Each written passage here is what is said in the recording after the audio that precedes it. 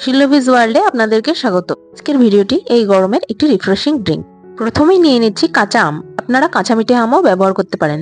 তারপর নিচ্ছি পুদিনা পাতা, পাতিলেবু ও গন্ধরাজ লেবু, আর নিচ্ছি নুন এবং বিট নুন, স্লাইস করে নিয়েছি শসা, আর নিয়েছি চিনি, সবশেষে নিলাম জল।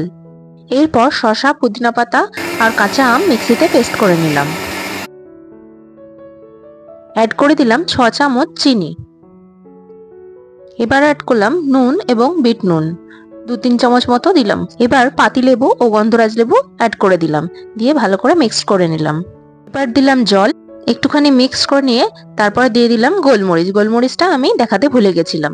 তারপর সবকিছু ভালো করে মিক্স করে এবার ফ্রিজে রেখে দেবো। আপনারা আইস কিউব দিয়েও পরিবেশন করতে পারেন। আমার ড্রিঙ্কসটা একদম রেডি। ভিডিওটা ভালো লাগলে লাইক, কমেন্ট ও শেয়ার করে দেবেন। নতুন বন্ধুরা সাবস্ক্রাইব করে দেবেন। সুস্থ থাকুন, ভালো থাকুন, টাটা।